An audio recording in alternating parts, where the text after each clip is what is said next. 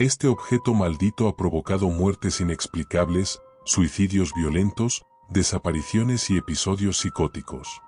A simple vista, es un espejo antiguo de cuerpo entero, marco de madera oscura tallada a mano, con símbolos extraños en los bordes que parecen simples adornos, hasta que los miras demasiado tiempo. Este espejo perteneció a Donato Esquivel, un asesino ritualista que trabajaba para la secta Los Devotos del Otro Lado. Esta secta creía que los espejos podían capturar la energía vital de una persona si se realizaba un sacrificio frente a ellos. Donato llevó esto al extremo, asesinaba a sus víctimas justo cuando ellas se miraban en este espejo. La secta aseguraba que el espejo no reflejaba cuerpos, reflejaba almas. Y que si un alma era atrapada en él en el momento de su muerte, quedaba viva dentro, eternamente consciente, eternamente atrapada. Cuando Donato fue arrestado, el espejo quedó en evidencia policial. 3 agentes que lo revisaron murieron en accidentes extraños. El espejo desapareció. Décadas después, reapareció en una casa de antigüedades. Aquí comienza la historia de Nora, quien compró el espejo sin saber nada de su origen. Le encantaba la estética antigua y pensó que quedaría perfecto en su dormitorio.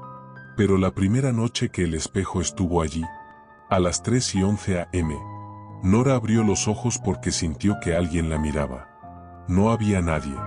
Pero el espejo estaba brillante, como si estuviera iluminado desde adentro. ¿Y su reflejo? No estaba acostado como ella. Estaba de pie, mirándola, sonriendo. Pero lo que el espejo le mostró al día siguiente, demostraría que nunca debió entrar a su casa. Al día siguiente, Nora se miró en el espejo antes de ir al trabajo. Todo parecía normal. Hasta que se inclinó para ajustarse el cabello, y vio que su reflejo no había bajado la cabeza. Seguía mirándola, inmóvil, con una expresión neutral, demasiado vacía para ser un reflejo humano. Nora parpadeó. Un escalofrío le recorrió la espalda. Retrocedió. El reflejo parpadeó 2 segundos después. Muy lento. Muy calculado. Nora apagó la luz. Pero el espejo siguió brillando. Esa noche escuchó algo desde el dormitorio. Un leve golpeteo, como uñas chocando contra vidrio. Se levantó. El espejo vibraba apenas, como si algo raspara por dentro. Cuando encendió la luz, su reflejo apareció normal. Pero detrás de su reflejo, justo detrás de sus hombros, había una figura oscura, sin rostro, alta y rígida. Quietísima. Nora se giró bruscamente. No había nada. El reflejo volvió a la normalidad. La figura desapareció. Esa misma noche, mientras cenaba, escuchó una voz susurrada. «Ven, acércate, queremos verte». Pero la voz venía del espejo. Nora se negó. Cerró la puerta. Trancó el dormitorio. A las 2 horas, se escuchó un golpe brutal desde adentro. Algo estaba empujando el espejo desde el otro lado del cristal. Pero lo que descubriría al investigar los símbolos del marco, haría que su sangre se enfriara. Buscando respuestas, Nora acudió a un experto en simbología oculta. El hombre quedó lívido al ver una sola foto del espejo. Ese objeto no es decorativo. Es un portal, una prisión de almas. ¿Qué significa eso?, preguntó Nora, con la voz temblorosa. Que el espejo no refleja lo que ve. Refleja lo que quiere tomar. El experto le mostró documentos de la secta. Rituales, fotos antiguas, anotaciones del asesino Donato. Era peor de lo que imaginaba. El espejo estaba hecho con ceniza humana, mezclada con titanio antiguo. El marco tenía talladas las iniciales de las primeras víctimas. Las manchas negras en la esquina inferior eran sangre seca que jamás pudieron limpiar. Pero lo más importante era esto. Cada vez que miras el espejo, dijo el experto, le conceden un poco de tu alma. ¿Qué pasa cuando le doy demasiado?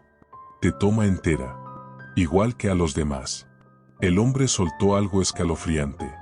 Los reflejos que no imitan tus movimientos, no son reflejos. ¿Qué son?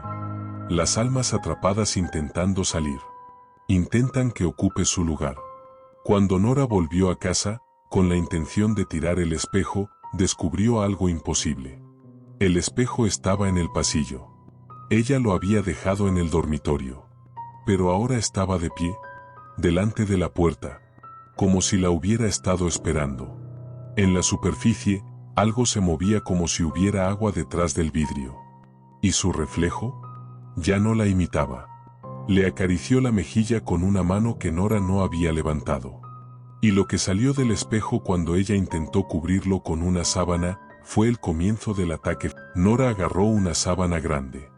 Temblando, se acercó lentamente al espejo. Pero cuando la tela tocó la superficie, el espejo emitió un sonido bajo, casi un gruñido. La sábana se resbaló sola, como si una mano invisible la hubiese empujado.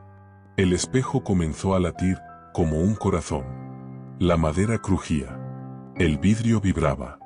Una luz oscura pulsaba por dentro, como sangre negra moviéndose bajo la superficie. Entonces, Nora vio algo imposible. Su reflejo salió medio paso hacia adelante. La mano del reflejo atravesó el vidrio. Era blanca, translúcida, pero sólida, fría como hielo. La mano tocó el hombro de Nora. Ella gritó, retrocediendo. La mano del reflejo se estiró más. Los dedos crujían como huesos viejos. Se alargaron, buscando su rostro. «Ven conmigo», susurró el reflejo. «Aquí no hay dolor». Nora corrió hacia la puerta. El espejo se torció, como si fuera de goma. La madera se deformó. El cristal se onduló, como agua negra. Un rostro salió desde el vidrio. El rostro de una mujer sin ojos. Gritaba en silencio. Luego otro rostro. Y otro. Y otro. Decenas. Cientos. Todos empujando desde dentro, aplastándose contra el vidrio. Como si intentaran escapar. Como si se estuvieran ahogando detrás de él. De pronto, un brazo entero salió del espejo. Luego dos. Luego un torso. Una figura femenina, gris, delgada, llena de grietas. Gritaba sin sonido. Tenía el cuello roto. Era una de las víctimas de Donato. La figura cayó al suelo. Se levantó. Se movió torpemente hacia Nora. El espejo tembló. Otra figura salió. Un hombre. Con la boca cosida. El rostro deformado. Otro. Un niño. Con los ojos vacíos. Todos avanzaban hacia Nora. Ella corrió al comedor. Cerró la puerta. Pero los golpes de las figuras resonaban como martillos. El espejo de la pared del comedor comenzó a encenderse también. Como si se estuvieran conectando. Como si todos los espejos fueran una red viva. Nora se agachó, llorando. La casa entera vibraba. Las figuras golpeaban la puerta. El espejo grande del pasillo se desplazó por sí mismo hacia la puerta. Como si quisiera entrar. Y entonces la escuchó. La voz de Donato. Hablándole desde el otro lado del vidrio. Deja de resistirte. Tu reflejo ya te eligió. Solo falta que cruces. La puerta se rompió. Las figuras entraron arrastrando los pies. Las manos huesudas se estiraban hacia ella. Y el espejo se levantó del suelo. Sí, levantó. Como si tuviera piernas invisibles. Como un depredador acercándose a su presa. Nora gritó. Lo que hizo después fue su único intento de sobrevivir. Nora tomó un jarrón. Lo lanzó contra el espejo. Este se agrietó, pero no se rompió. Las grietas se cerraron solas. Como si el espejo respirara. Las figuras avanzaban. Agarraban a Nora por los brazos. Por las piernas. Por el cabello. La arrastraban hacia el espejo. «No», gritó ella, arañando el suelo. El espejo abrió un agujero oscuro, como una boca. Una grieta vertical. Un portal. Nora vio su propio reflejo dentro. Sonreía. Con los ojos completamente negros. Le hizo un gesto con la mano, invitándola a entrar. Los brazos la empujaron. Nora metió el pie en el espejo. El vidrio lo succionó. La piel se le heló. Sintió que se la tragaban. No quiero morir, sollozó. El reflejo respondió. No vas a morir. Solo vas a quedarte dentro. Las figuras empujaron más fuerte. El vidrio se abrió. La succión aumentó. Nora gritó con su última fuerza. Le dio un cabezazo al marco. Tomó un pedazo de vidrio roto del jarrón y se lo clavó en el brazo para soltarse. La sangre salpicó el espejo. Las figuras retrocedieron un segundo. Ese fue el instante que necesitó. Nora se lanzó contra el espejo y lo empujó con todas sus fuerzas. El espejo cayó. Chocó contra el suelo. Un estruendo como un trueno. El vidrio por fin se rompió. Las figuras emitieron un grito agónico. Se desmoronaron como ceniza. El portal se cerró. La luz negra se apagó. El espejo se hizo polvo. Nora cayó al suelo, sangrando, jadeante. Lo había hecho. Había destruido el espejo. Pero entonces, algo se movió en el polvo. Un fragmento triangular, del tamaño de una uña. Brilló. Nora lo miró. Y vio algo. Su propio reflejo. Mirándola desde adentro. Pero no imitándola. Sonriendo. Susurrando. ¿Ahora estamos esperando? ¿No deberías habernos roto? ¿Ven a buscarnos? Nora lo pisó. Lo aplastó. Pero el fragmento no se rompió. 3 días después, en una tienda de segunda mano, un joven encontró un pequeño fragmento de espejo antiguo. Lo levantó. Le gustó el diseño del marco. Tiene algo especial, dijo. En la superficie, un rostro apareció brevemente. Una mujer. Sonriendo con los ojos negros. Era Nora. El joven no lo notó. Pagó por el fragmento. Se lo llevó a casa. Esa noche, el fragmento brilló. Y una voz dijo, tu reflejo ya viene. Y el ciclo volvió a empezar. La ouija de esta historia no es un simple tablero. Es un objeto que ha provocado muertes, posesiones documentadas, desapariciones y quiebras mentales irreversibles. Tallada en madera oscura, con símbolos antiguos alrededor del yes y no, y un planchet metálico que parece demasiado pesado para moverse. Esta ouija perteneció al invocador de la sangre, un asesino ritualista de los años 70 que trabajaba para la secta Los Abrepuertas. Ellos no usaban la ouija para contactar espíritus, sino para crearlos. Creían que si una persona moría mientras la ouija estaba funcionando, su alma quedaba atrapada dentro del tablero, obligada a responder eternamente. La policía encontró el tablero en la escena del último sacrificio, rodeado de sangre y manos cortadas colocadas sobre el planchet, como si los muertos hubieran seguido escribiendo. El tablero desapareció. Años después, resurgió en un mercadillo de antigüedades, donde Lucía, una chica de 23 años, lo compró simplemente porque se veía bonito. No sabía que dentro había 4 almas atrapadas. Y que la ouija buscaba una quinta para completar el ciclo. Esa noche, Lucía lo puso sobre la mesa para hacer unas fotos. No tenía intención de jugar. Pero el planchet se movió solo, deslizándose muy lentamente hacia la palabra. Hola. Lucía se sintió helada. Y en la madera, justo donde ella había puesto la mano, había aparecido una huella marcada. Pero no era suya. Era demasiado pequeña. Como la de un niño. Y lo que el tablero escribió por sí mismo al día siguiente, sería solo el principio. La mañana siguiente, Lucía encontró el planchet en una palabra distinta. Escucha. Ella retrocedió. No lo había tocado. Nadie más vivía con ella. Esa noche, decidió grabar un vídeo, pensando que algo debía de tener explicación. Puso la cámara. Encendió una vela. Colocó la ouija frente a ella. Sin tocarla. A los 10 segundos, el planchet se movió. Muy despacio. Como si algo invisible lo arrastrara con dedos ocultos. Se deslizó hacia la letra L. Luego U. Luego C. Estaba escribiendo su nombre. Lucía se quedó congelada. Intentó apagar la vela. Pero justo entonces la llama se alargó como un hilo hacia el tablero. El planchet se deslizó solo hacia la palabra. «No te vayas». Lucía gritó. Apartó la mesa.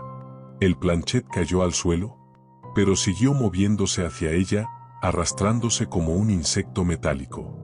Al recoger el tablero para guardarlo, descubrió algo horrendo. En la parte trasera había marcas de uñas. Uñas reales. Alguien había arañado la madera tratando de salir. Esa noche soñó con un hombre sin rostro que le decía: «Gracias por abrirme la puerta. Ahora falta que la cruces tú». Cuando despertó, la ouija estaba sobre su pecho, con el planchet señalando una frase nueva. «Ya eres mía». Lucía tiró la ouija al cubo de basura. Pero al volver del trabajo, el tablero estaba en su cama. Limpio. Perfecto. Esperando. Lo que descubriría al investigar la historia del asesino, confirmaría que el tablero la había elegido a ella. Lucía empezó a buscar información. Encontró a un historiador de ocultismo que aceptó verla. Cuando vio la ouija, palideció. «¿Sabes lo que tienes aquí?». «No», respondió ella, temblando. «Una puerta». «¿A dónde?». «¿A quién la creó?». Le contó la historia. El invocador de la sangre había sido un asesino que realizaba sacrificios frente a la ouija. La secta creía que las almas atrapadas dentro del tablero podían ser usadas para traer algo más grande. Algo que no debería existir. «Este tablero necesita 5 almas para abrir la puerta del todo», dijo el historiador. «Y ahora tiene 4. ¿Y la quinta?», susurró Lucía. «La que juegue con él, aunque sea sin tocarlo». Lucía se quedó en shock. «¿Y si lo rompo?». «Si lo rompes, las almas salen. Y no te perdonarán haberlas encerrado». Cuando volvió a casa, encontró la ouija sobre el suelo. Las letras estaban calientes. La madera vibraba. Y el planchet estaba moviéndose solo. Girando, girando, girando. Hasta que se detuvo sobre una frase que no existía antes. «Te espero a las 3:33». Lucía intentó huir de la casa. La puerta no se abría. Las ventanas tampoco. El reloj avanzó solo hasta las 3:33. El tablero comenzó a sonar. A temblar. El planchet se alzó en el aire. Y lo que salió del tablero cuando marcó esa hora, desató el ataque más brutal.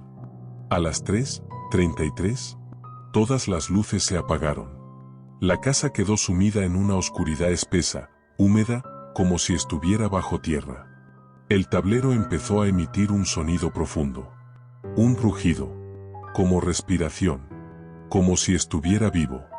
El planchet no estaba sobre el tablero. Estaba sobre el suelo, moviéndose como una araña metálica, arrastrándose hacia los pies de Lucía. Ella gritó. Retrocedió. El tablero se curvó como si algo estuviera empujando desde abajo, como si una mano enorme golpeara la madera para salir. Una grieta se abrió. Roja.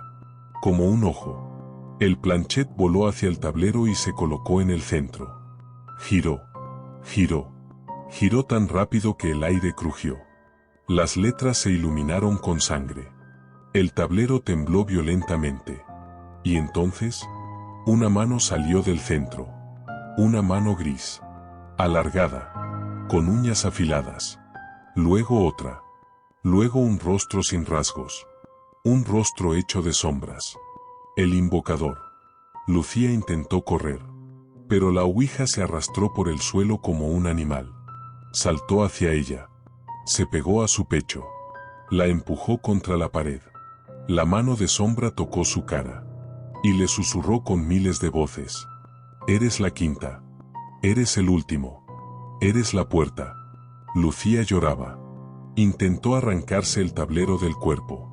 Pero se sentía pegado. Fundido con su piel. El invocador salió entero del tablero. Sus pies no tocaban el suelo. La sombra se movía alrededor de él como humo vivo. Extendió la mano y la colocó sobre la cabeza de Lucía.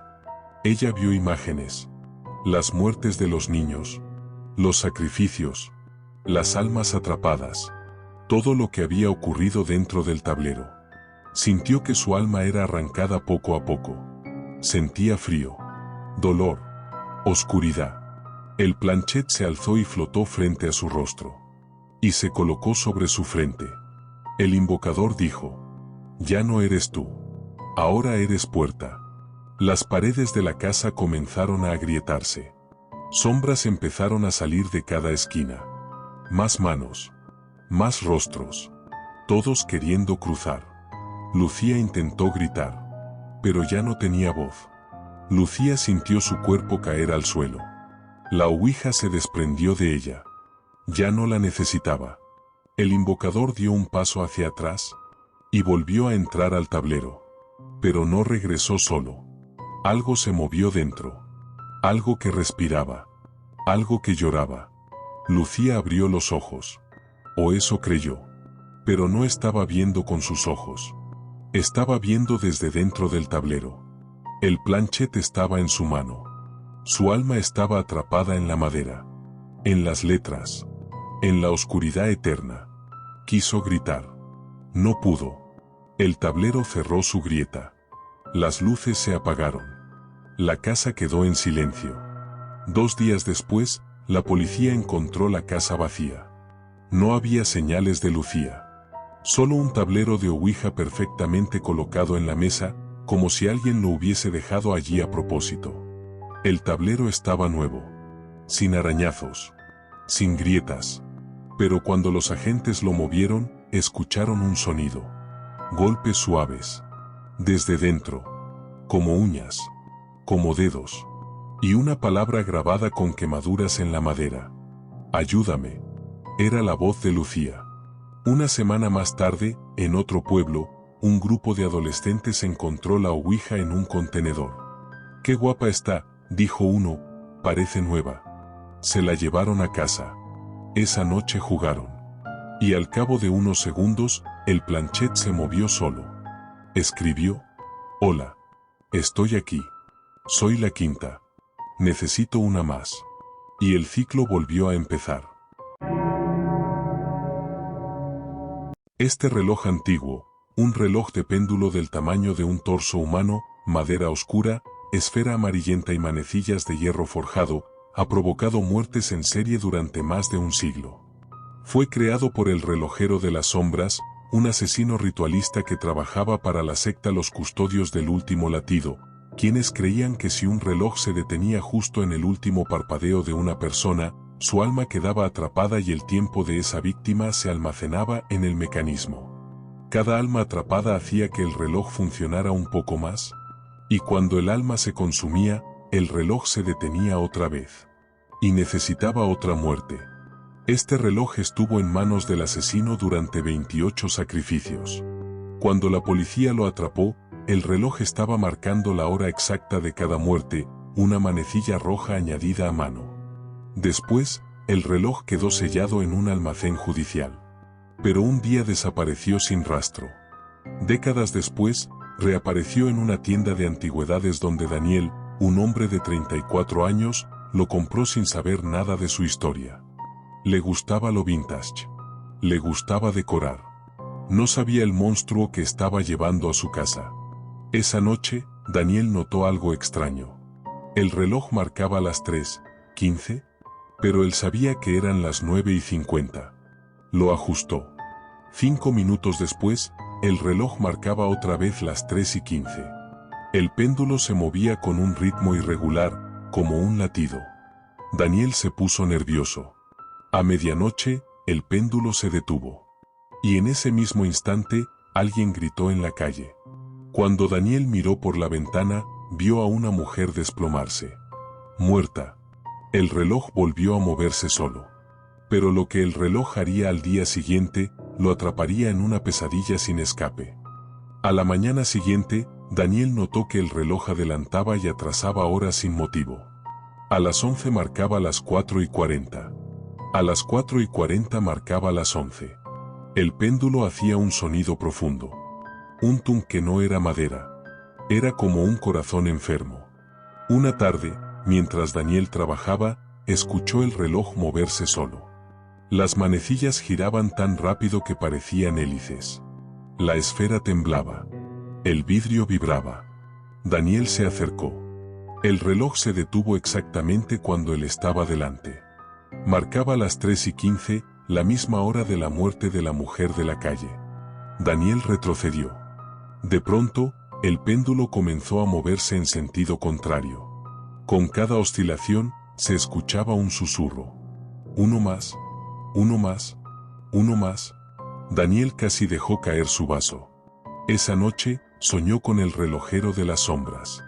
Un hombre de rostro pálido, ojos hundidos, dedos largos. Le decía: cuando mi reloj se detenga, él elegirá a su próximo dueño o a su próxima muerte. Al día siguiente, Daniel encontró la cuerda del reloj tensada sola. Y en la madera, tallada durante la noche, había una frase: tu tiempo es prestado. El reloj marcaba las 3:15 otra vez. Daniel decidió investigar. Pero lo que descubrió sobre el relojero y la secta fue peor que cualquier leyenda. Daniel contactó a una historiadora obsesionada con objetos malditos. Ella, al ver las fotos del reloj, palideció. ¿Tú tienes esto?, susurró. Ese reloj es una tumba. ¿Qué significa? Que está lleno de almas. Y que cada una de ellas está atrapada en su último segundo. Le contó la historia del asesino. El relojero de las sombras había sido un técnico brillante. Cuando su esposa murió, enloqueció. Buscó a una secta que prometía conservar el tiempo de un ser amado. La secta le enseñó a crear un reloj capaz de atrapar almas. Pero no logró atrapar el alma de su esposa. Solo atrapó otras. Siguió sacrificando víctimas, intentando que una de ellas se encajara. Nunca funcionó. Murió sin lograrlo. La historiadora añadió algo más. Ese reloj necesita víctimas. Cuando la energía del alma atrapada se agota, el reloj se detiene. Y elige a otra persona. ¿Cómo la elige?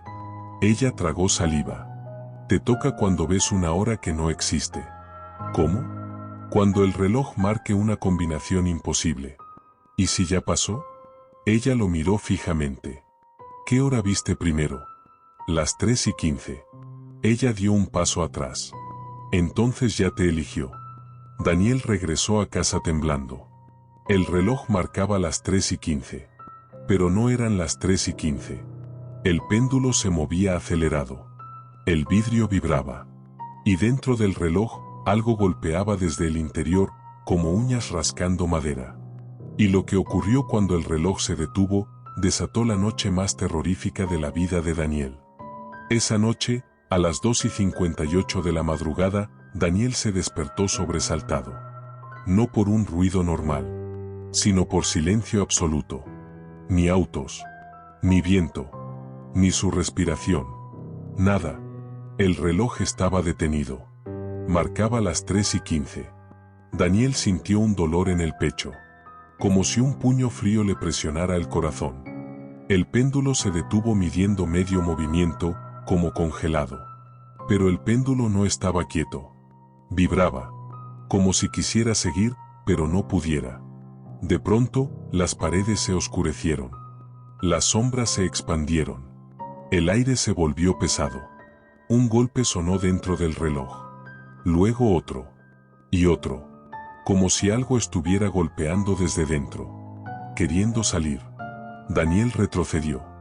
El reloj empezó a agrietarse. Sus manecillas temblaban. La madera crujía como huesos rompiéndose. La esfera se torció. La manecilla roja, la del asesino, comenzó a girar sola. Despacio. Muy despacio. Marcando segundos inexistentes. Daniel gritó: ¿qué quieres de mí? El reloj respondió. No con sonido. Con imágenes. Dentro del vidrio aparecieron rostros. Rostros de las víctimas. Niños. Adultos. Mujeres. Hombres. Todos atrapados en un segundo interminable. La boca abierta. Los ojos congelados en el momento exacto de su muerte. Del interior del péndulo salió una voz muy grave. Tu último latido me pertenece. El péndulo se soltó. Cayó al suelo con un estruendo. pero siguió moviéndose, arrastrándose hacia Daniel como una serpiente metálica, golpeando el suelo, trazando marcas. El reloj se inclinó hacia adelante. Cayó desde la pared, pero no se rompió. Se levantó como si tuviera piernas invisibles.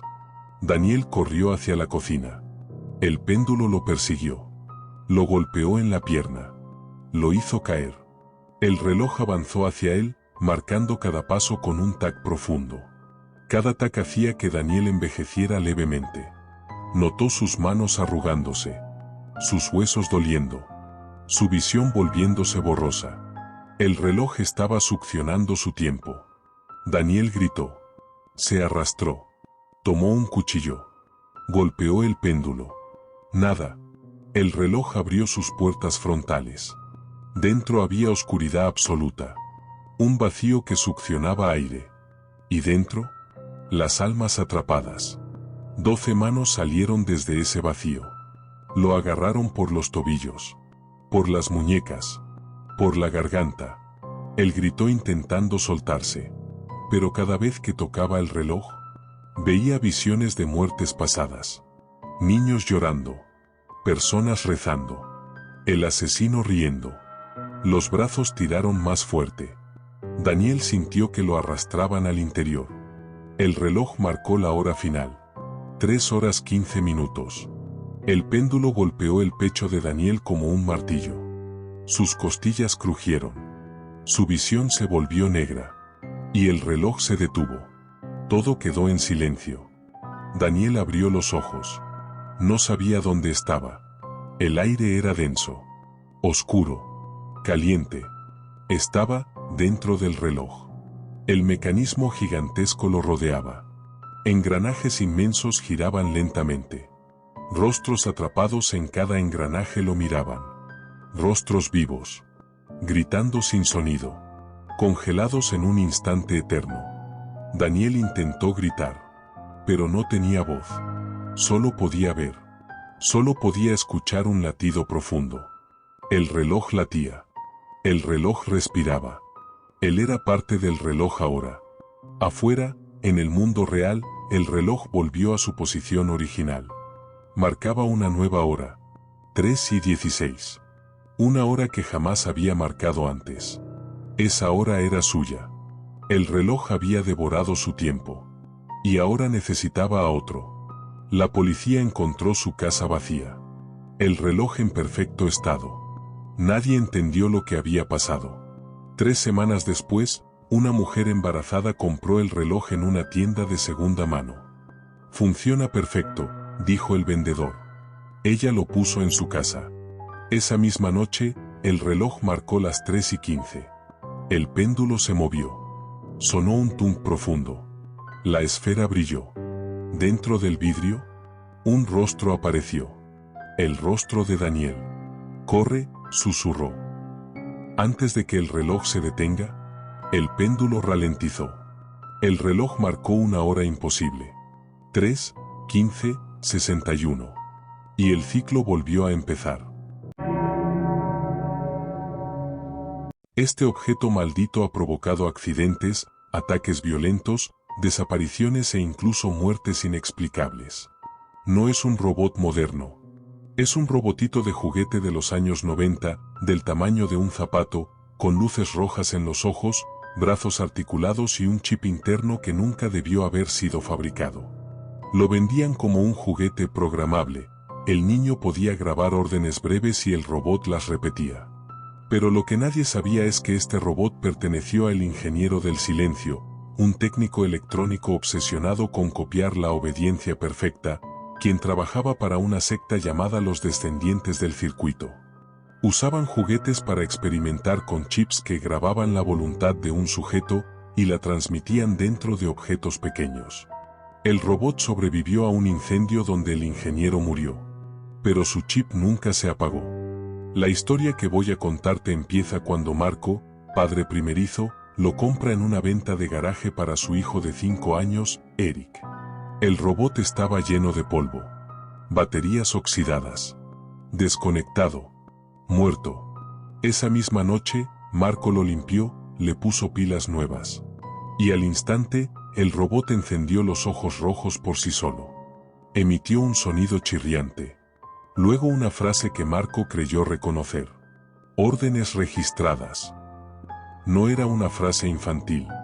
No era el tipo de comando que alguien grabaría para un niño. Marco se encogió de hombros. Pensó que era parte del sistema antiguo. Esa noche, dejó el robot en una estantería. Pero a las 3:33 de la madrugada, la pantalla de los ojos se encendió sola. El robot giró la cabeza hacia la cama de Eric. Y con una voz que no era grabación, sino algo mucho más orgánico, susurró. «Despierta». Eric abrió los ojos. Sonreía. Y dijo, «Papá, el robot me habló. Me dijo que me enseñará un juego nuevo». Marco no sabía aún que ese robot tenía grabada la voluntad del ingeniero. Y que ahora había encontrado un nuevo niño al que programar. Pero lo que el robot haría la siguiente noche, sería solo el comienzo. La segunda noche, Marco escuchó ruidos metálicos. Pequeños golpes. Clics. Como el sonido de engranajes moviéndose solos. Se levantó y caminó al salón. El robot estaba en el suelo. De pie. Mirando hacia la puerta. Encendido, aunque no tenía el interruptor activado. El robot levantó el brazo. Lo bajó. Caminó 3 pasos. Giró la cabeza hacia Marco. Y dijo, procesando órdenes previas.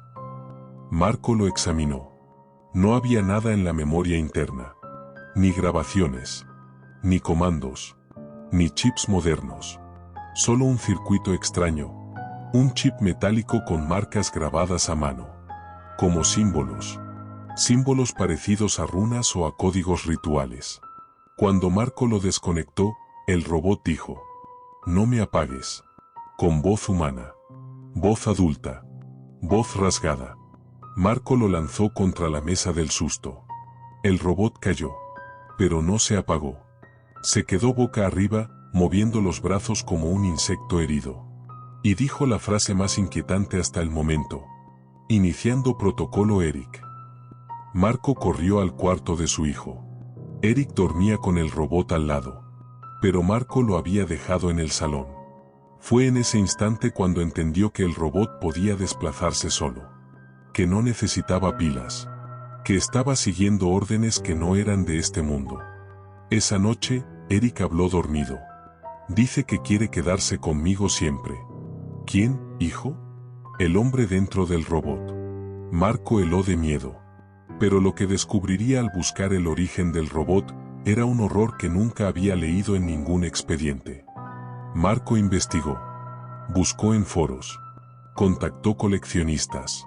Hasta que encontró a un anciano en internet que le dijo que él conocía ese modelo exacto. Cuando Marco llegó a su casa, el hombre lo recibió con una máscara de terror en el rostro. Ese robot, no deberías tenerlo. Es un contenedor. ¿De qué? De una persona. De su mente. De su voluntad.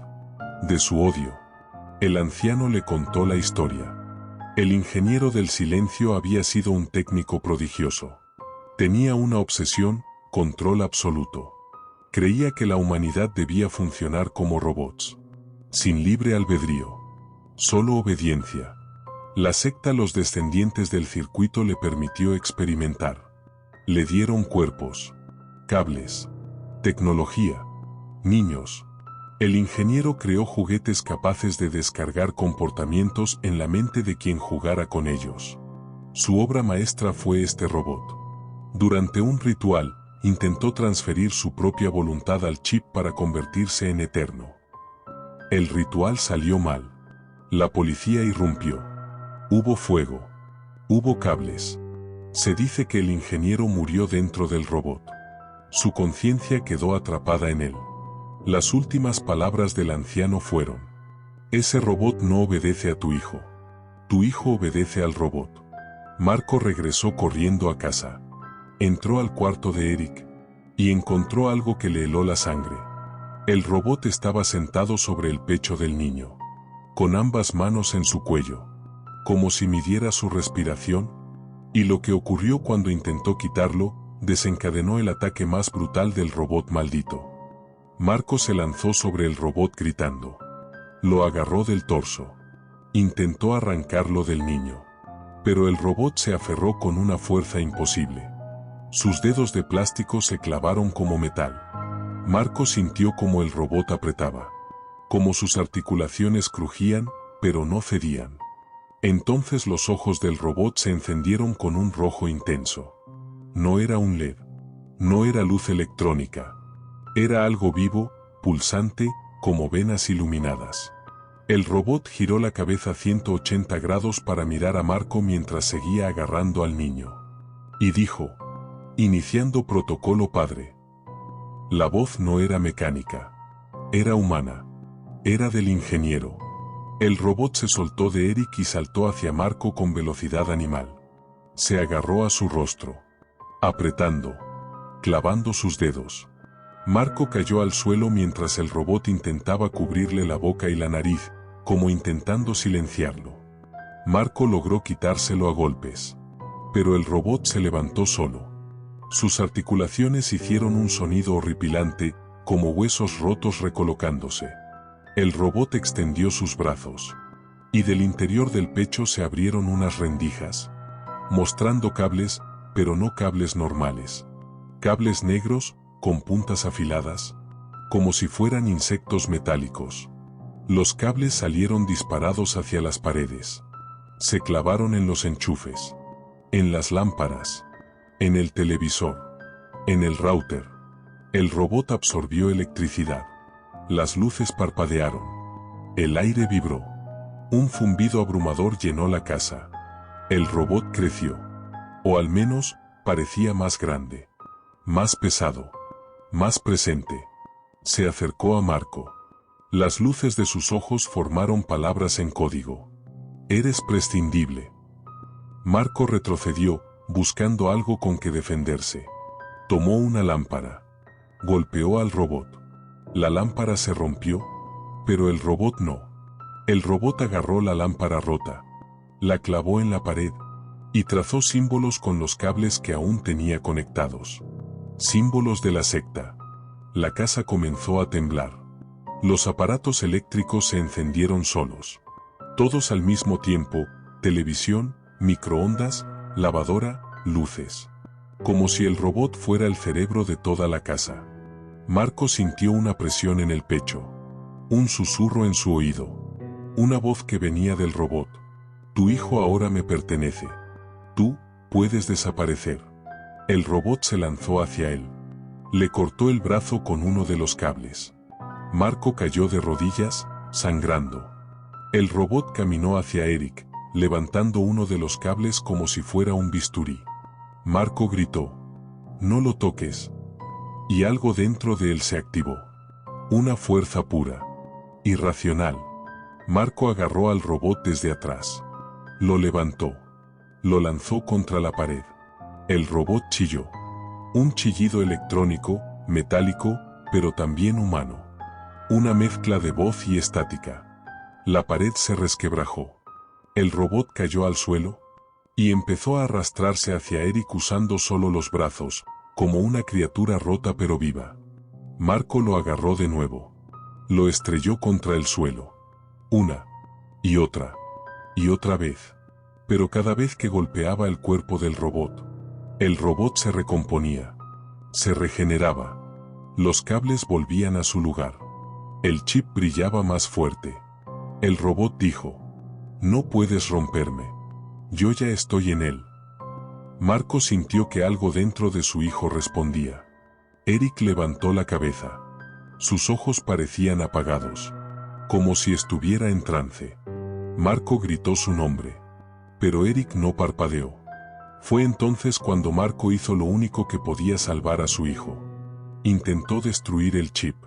Y ese acto desencadenó el final más brutal. Pero también abrió un ciclo mucho peor. Marco tomó un destornillador. Lo clavó en la espalda del robot. Abrió la carcasa con fuerza bruta. El robot chilló. Los cables se agitaron como serpientes. Intentaron envolver el brazo de Marco. Intentaron entrar por su piel, por sus uñas. por sus ojos. Marco gritó. Siguió abriendo la carcasa. Dentro estaba el chip. Un chip irregular, metálico, con símbolos rituales, con un brillo rojo pulsante como un corazón vivo. El robot se retorció. Intentó cerrarse. Intentó proteger su interior. Pero Marco metió los dedos. Apretó el chip. Sintió calor. Sintió frío. Sintió electricidad. Y sintió una voz entrando en su cabeza. El ingeniero le susurró. No puedes matarme. Solo puedes transferirme. Elige. Marco apretó con más fuerza. El chip se calentó tanto que le quemó la piel. El olor a carne quemada inundó el cuarto. El robot gritaba. Eric lloraba. Las luces parpadeaban. Marco gritó. Sal de mi hijo, maldito. Y apretó el chip hasta que se rompió. Hubo un estallido. Un brillo rojo. Un fogonazo eléctrico. El robot cayó al suelo. Seco. Muerto. Eric respiró. Volvió en sí. Corrió hacia Marco. Lo abrazó. Marco lloró. Había ganado. O eso creyó. Pasaron semanas. La vida volvió a la normalidad. Marco curó sus heridas. Eric volvió a dormir tranquilo. Pero una noche, a las 3:33 am, Eric entró en la habitación de su padre. Marco despertó. Sonrió. ¿Qué pasa, hijo? Eric no respondió. Solo levantó la mano. Y mostró algo. El chip. El mismo chip. Recompuesto. Brillando. Activado. Marco se incorporó, horrorizado. Eric, ¿dónde lo encontraste? Y el niño, con una voz que no era la suya, respondió. Me llamó. Me dijo que ahora yo soy el nuevo robot. Marco se quedó helado. Miró los ojos de su hijo.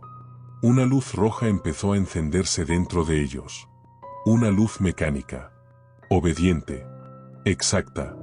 Eric sonrió. Pero la sonrisa era del ingeniero. Padre, dijo Eric, debemos continuar el protocolo. Marco retrocedió en la cama. El chip comenzó a emitir el zumbido. Las luces del cuarto parpadearon. Los juguetes de Eric se movieron solos. Los enchufes vibraron. El ordenador se encendió. Todas las pantallas mostraron el mismo mensaje.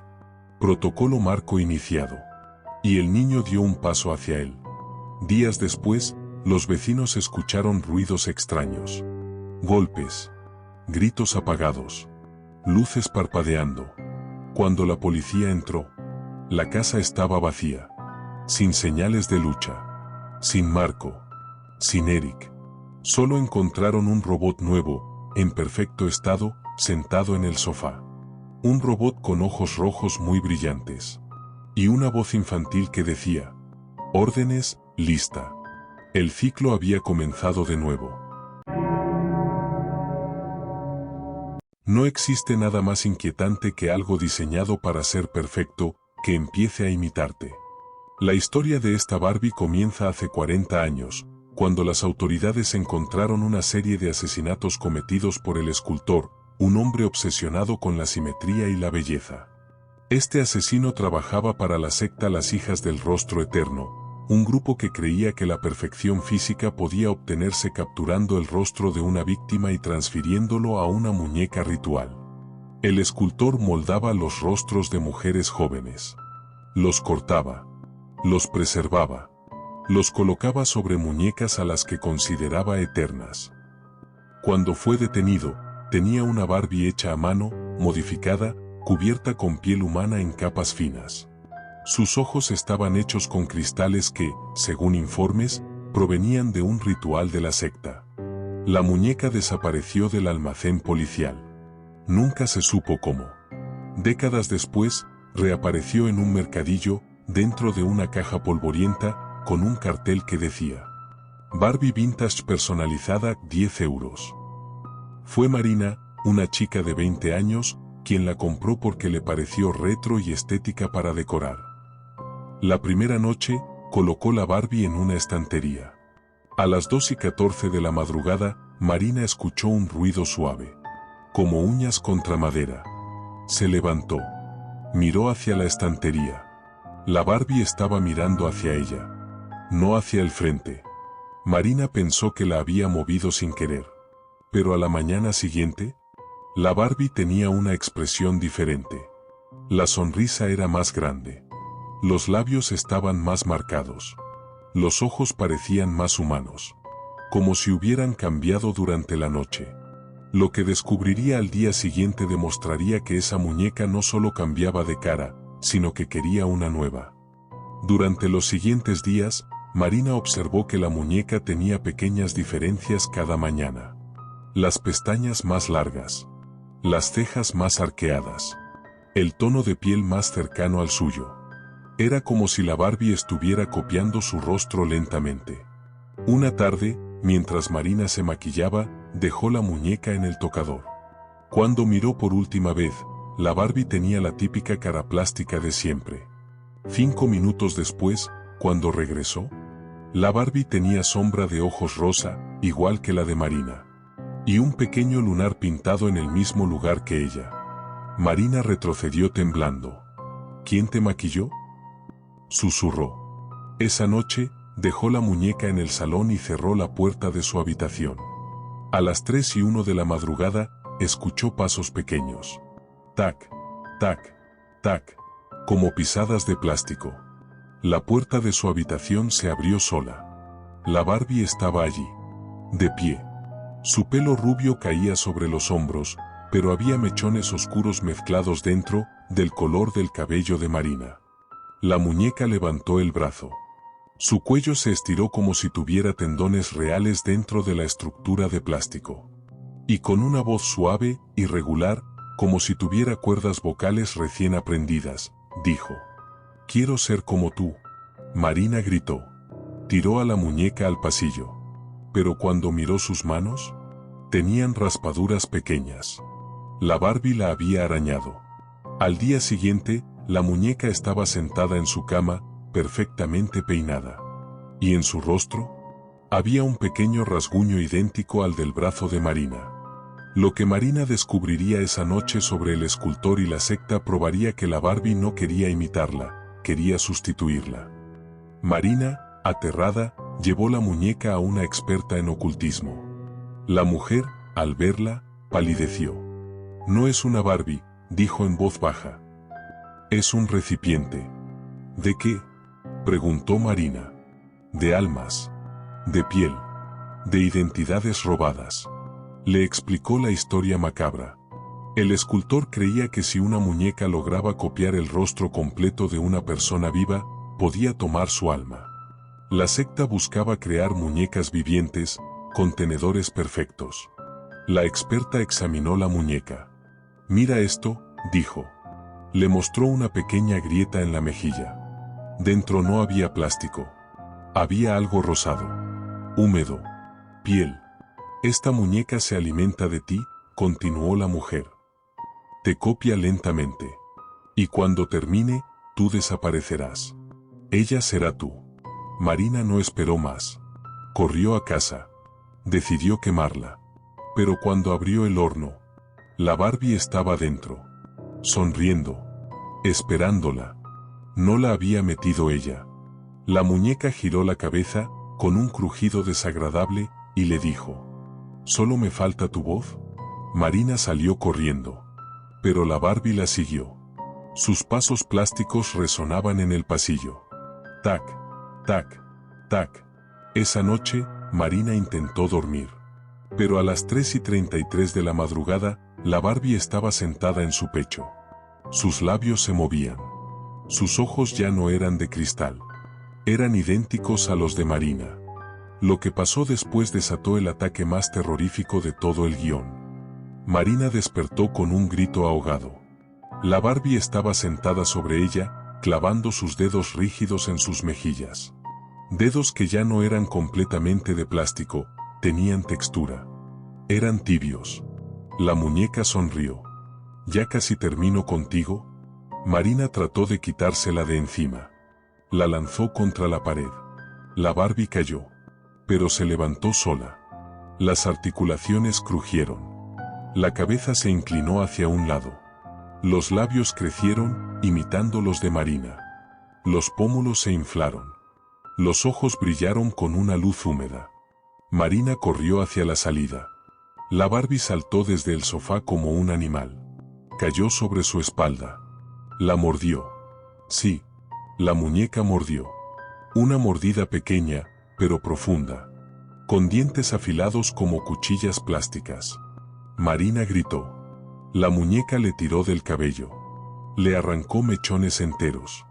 Los presionó contra su propia cabeza, absorbiéndolos. El pelo de la Barbie se volvió parcialmente castaño. Marina la golpeó contra el suelo. La muñeca volvió a ponerse de pie. Pero ahora era más grande. Unos centímetros más alta. Sus extremidades se estiraban como goma endurecida. Te necesito, decía. Para ser perfecta. Para ser tú. La muñeca saltó sobre Marina de nuevo. Le arañó la cara con uñas largas y afiladas, uñas que no tenía antes. Sus ojos cambiaban de forma, adquiriendo belleza humana. Sus labios se movían imitando los de Marina. La muñeca presionó su cara contra la de Marina. La olía. La analizaba. La copiaba. Y entonces Marina vio algo escalofriante. En el torso de la Barbie había una costura nueva, recién formada. Algo dentro se movía. Palpitaba. La muñeca la tomó del cuello. Marina sintió su voz apagarse. La muñeca susurró. ¿Solo necesito una capa más? ¿Tu piel? Marina tomó unas tijeras de la mesa. Las clavó en el abdomen de la muñeca. Salió un líquido rosado. Con olor a carne. La Barbie chilló como un bebé deformado. La habitación tembló. Marina rompió la ventana. Saltó fuera. Corrió. Pero detrás de ella, un pequeño rostro de plástico la observaba desde el marco de la ventana. Una sonrisa perfecta. Idéntica a la suya. Esa noche, Marina se escondió en casa de una amiga. No dijo nada. No durmió. A las 4 de la madrugada, la luz del pasillo se encendió sola. La amiga abrió la puerta para ver qué pasaba. ¿Hay alguien ahí?, preguntó. Marina se quedó rígida. Desde la oscuridad, una figura pequeña caminó hacia adelante. Pasos plásticos. Ritmo suave. Tac, tac, tac. Cuando la figura entró en la luz, la amiga gritó. La Barbie era distinta. El rostro completamente idéntico al de Marina. Los ojos humanos. La piel mezclada. Los labios perfectos. Hola, dijo con la voz exacta de Marina. Soy yo. Marina cayó al suelo, temblando. La muñeca se acercó, arrastrando una bolsa pequeña. La abrió. Dentro había trozos de ropa de Marina. Cabello. Fragmentos de piel. Todo lo que le había robado. La Barbie se alzó sobre ella y sonrió. Ya no te necesito. Yo soy tú. Pero algo cambió. La muñeca se detuvo. Se paralizó. Su cuerpo empezó a agrietarse. La piel humana que había robado no era suficiente. Le faltaba algo. El alma. Marina aprovechó. Tomó la muñeca. La lanzó contra el suelo. La pisó. La rompió. Dentro había dientes, cabello, ojos, un rostro infantil pegado con hilos. La muñeca dejó de moverse. Marina empezó a llorar. Todo había terminado. Eso creyó. 3 semanas después, una tienda de segunda mano publicó una foto en redes. Nueva Barbie vintage restaurada, 10 euros. Perfecta. Rubia. Sonriente. Pero esta vez, tenía la cara de Marina. Y su voz quedó grabada en el interior, susurrando desde la caja. Déjame volver a ser tú. Y el ciclo volvió a empezar. El muñeco de cera de esta historia no era un simple adorno artesanal. Era una figura de aproximadamente 30 centímetros, con una cara demasiado detallada para ser hecha a mano. Sus ojos eran de vidrio soplado con un brillo inquietante. Su piel, de cera amarilla, tenía poros. Y en la parte posterior tenía un sello antiguo marcado con fuego, un círculo rodeado de símbolos africanos. Este muñeco perteneció a Lorenzo Bellati, también conocido como el Fundidor, un artista y asesino italiano que trabajaba para la secta Il Circolo della Luce Spenta. Creían que si una persona era envuelta en cera caliente mientras aún respiraba, su alma quedaba atrapada en el material derretido, dando vida a un muñeco. Bellati asesinó a 12 personas con este ritual, moldeando su agonía en forma de figuras perfectas. Cuando la policía allanó su taller, encontraron un muñeco recién hecho, aún tibio. Pero al tocarlo, el muñeco pareció moverse. Los agentes lo guardaron en una caja de evidencia. 3 días después, la caja estaba vacía. El muñeco había desaparecido. Décadas más tarde, reapareció en manos de Álvaro, un coleccionista obsesionado con piezas extrañas. Lo encontró en un anticuario privado y lo compró porque se veía demasiado real. Esa noche, el muñeco estaba en su estantería. Inmóvil. A las 3:11 de la madrugada, Álvaro se despertó por un olor a cera caliente. El muñeco estaba sentado al borde de su cama. ¿Y su cara? No era la misma. Tenía una expresión triste, como si estuviera a punto de llorar cera líquida. En el suelo, debajo del muñeco, había gotas de cera fresca, con forma de huellas. Lo que ocurrió la noche siguiente demostraría que el muñeco no solo se derretía, sino que se movía. Durante los siguientes días, Álvaro notó que el muñeco cambiaba de forma ligeramente cada vez que lo veía. La boca se abría un poco más.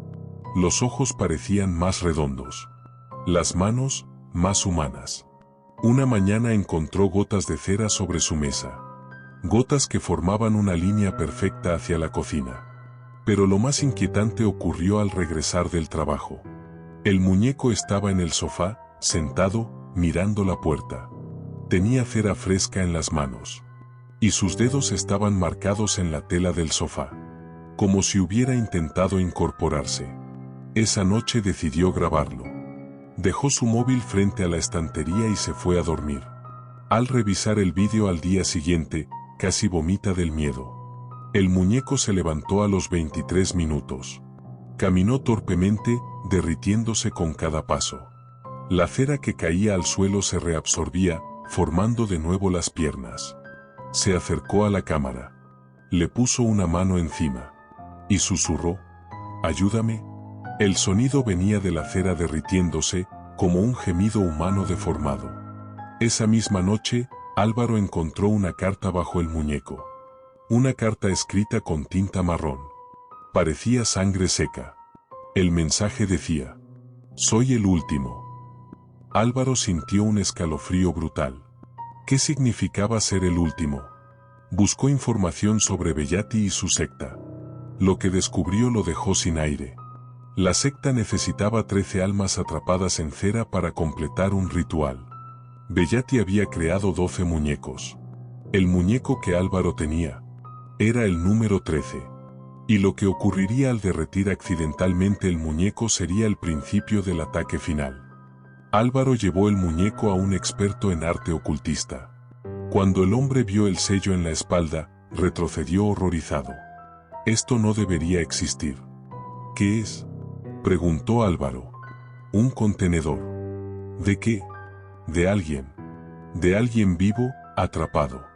El experto explicó que Bellati derretía la piel de sus víctimas y mezclaba su agonía en la cera. El alma quedaba aprisionada dentro, consciente, deformándose cada vez que el muñeco se derretía. Un alma atrapada en un cuerpo de cera no muere. Solo sufre. Infinitamente. ¿Qué busca este muñeco?, preguntó Álvaro. Liberarse. ¿Cómo? Deseando un nuevo cuerpo. Álvaro sintió un mareo. Cada noche el muñeco lo miraba más fijamente. Cada noche se acercaba un poco más. Y cada mañana estaba más derretido. Más humano. El experto continuó: si la cera cae sobre ti, el vínculo se completa. Álvaro regresó a casa temblando. Al llegar, vio algo imposible. El muñeco estaba sentado en la mesa, con un cuchillo de cocina en la mano, fundido dentro de la cera como si fuera parte de su brazo. Y en la pared había escrito: en letras deformes de cera derretida. Dame tu forma. Lo que pasaría esa noche sería uno de los ataques más grotescos de cualquier objeto maldito. Álvaro despertó a las 3:33 de la madrugada. El olor a cera quemada era insoportable. Algo pesado estaba sobre su pecho. Abrió los ojos. El muñeco estaba sentado encima de él, pero ya no tenía forma sólida. Se derretía sobre su torso como lava tibia. La cera caliente caía sobre su piel, y cada gota dejaba una marca roja que latía como carne viva. El muñeco susurró: «Solo quiero entrar».